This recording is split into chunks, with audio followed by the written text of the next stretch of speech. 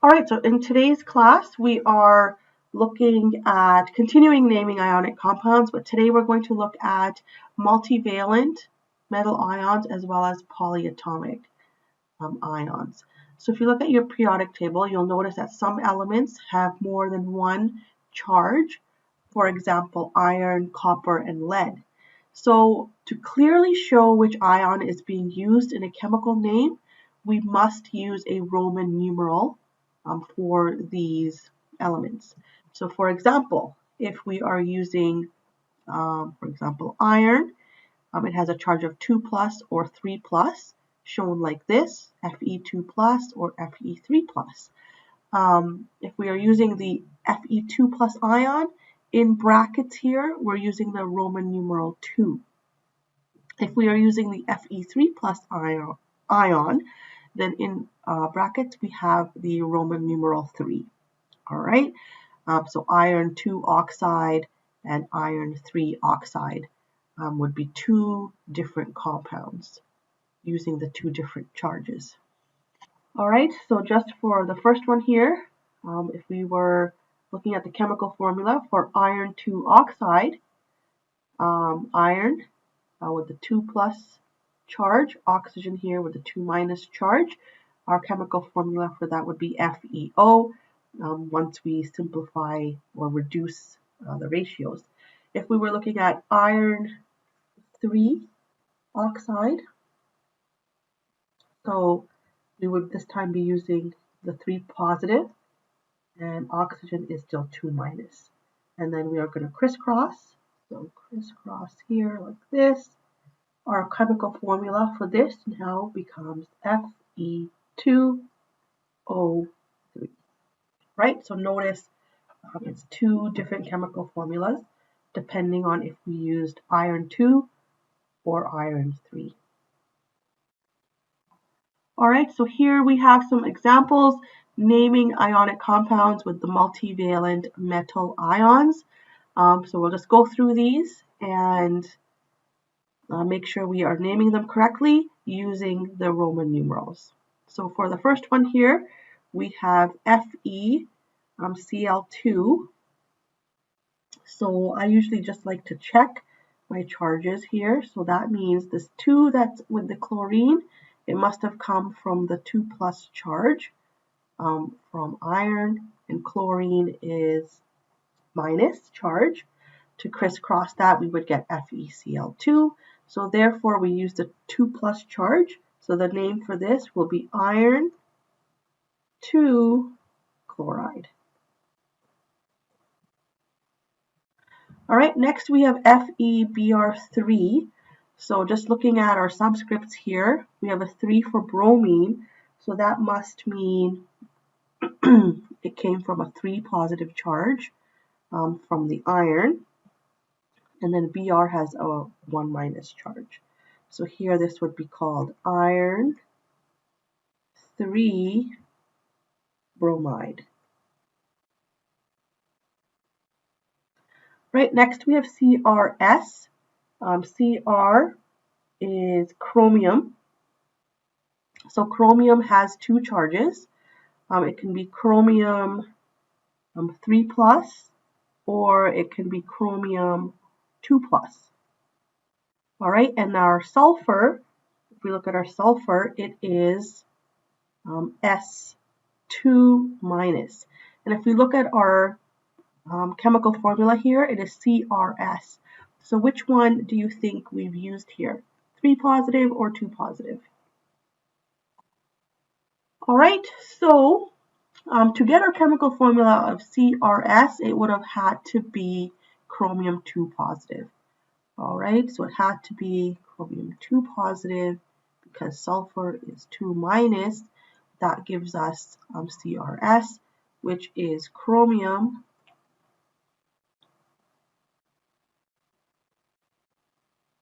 2 sulfide. All right, our next one we have is SnO2. Find Sn on your periodic table. It is tin.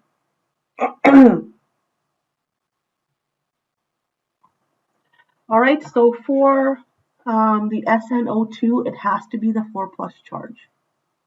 All right, because once we crisscross and reduce, it does reduce to SnO2.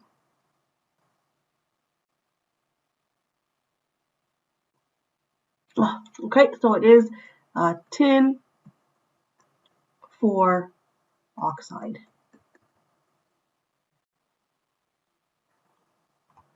All right, so on this next slide, I do have all the answers for those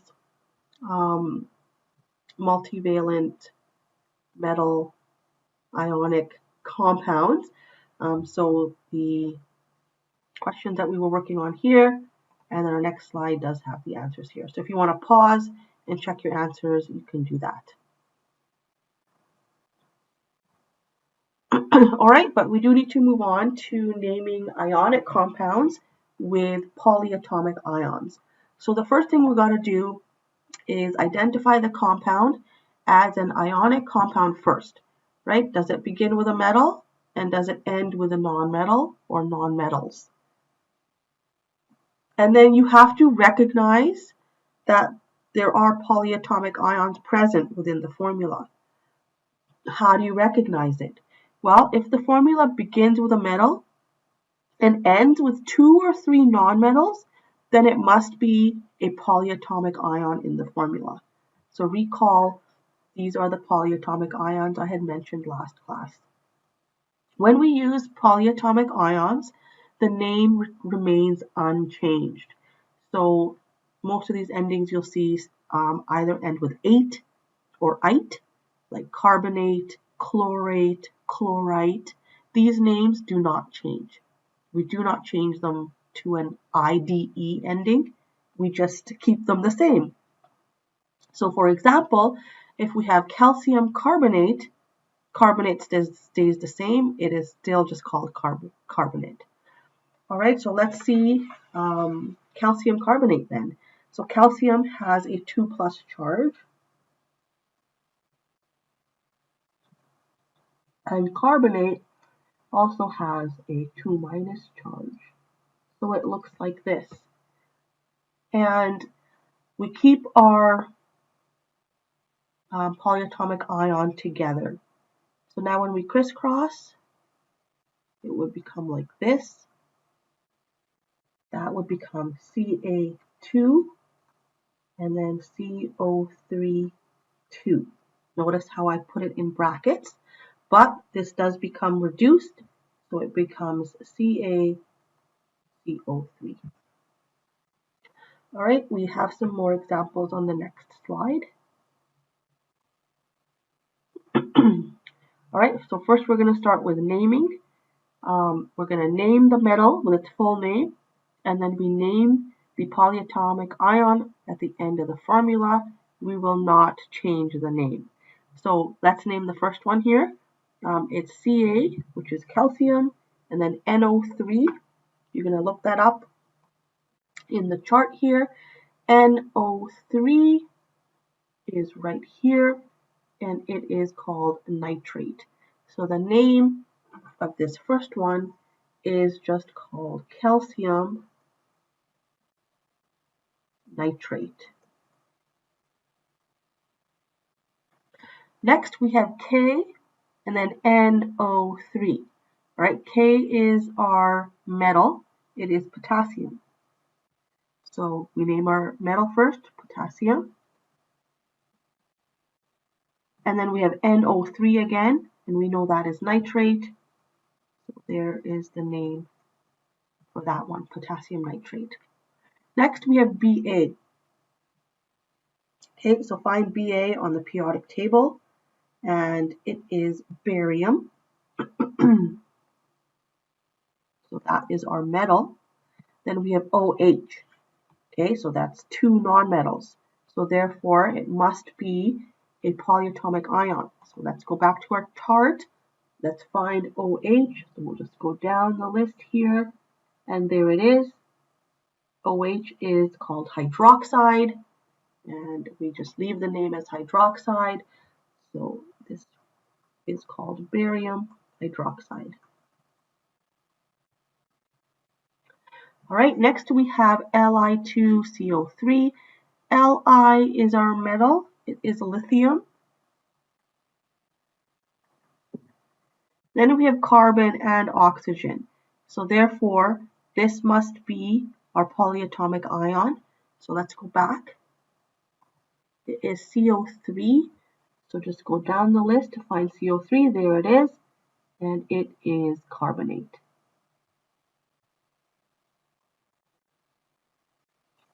So that is called lithium carbonate.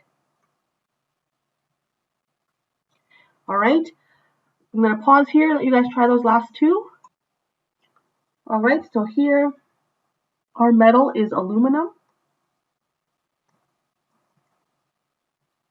All right, and our SO4 has to be a polyatomic ion.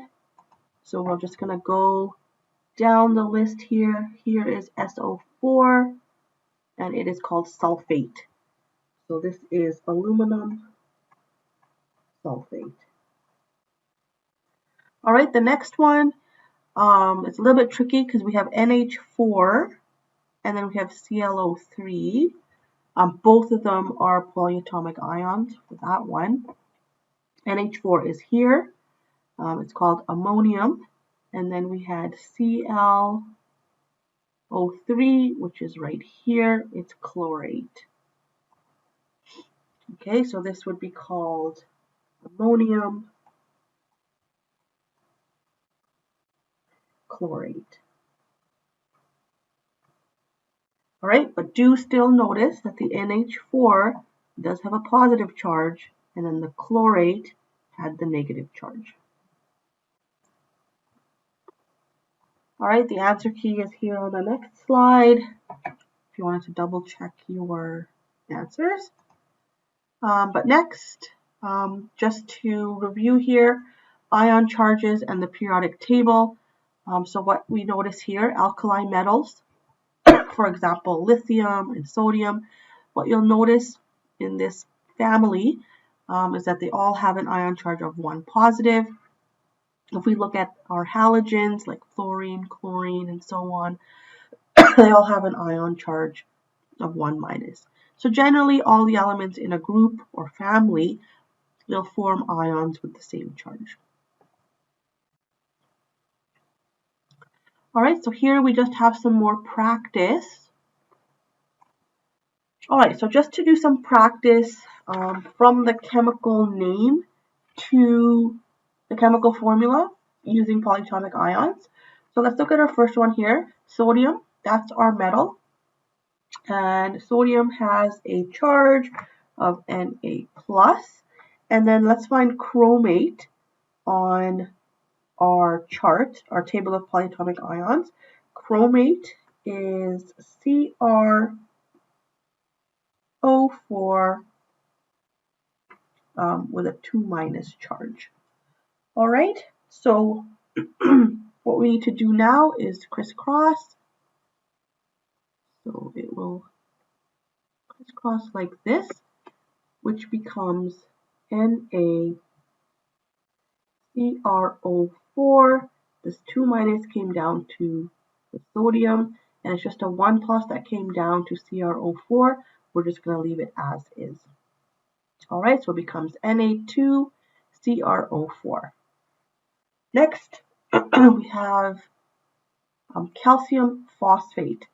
Okay, so calcium is a metal, and calcium has a 2+ charge. We're going to look for phosphate on our table. Let's go back here. Find phosphate. Phosphate is right here. It is PO4 3-.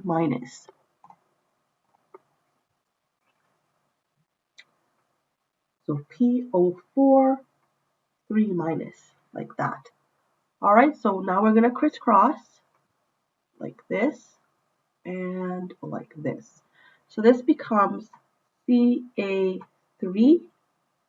and we'll have to put our PO4 into brackets like so, and then this 2+ comes down as a subscript right there like that. All right, so notice here we did have to put brackets. All right, here because it was a 1 positive coming down, we did not have to use brackets. Let's look at sodium nitrite. So sodium has the 1 plus charge. Nitrite, we're going to look in our periodic table, table of polyatomic ions. Nitrite is NO2 minus.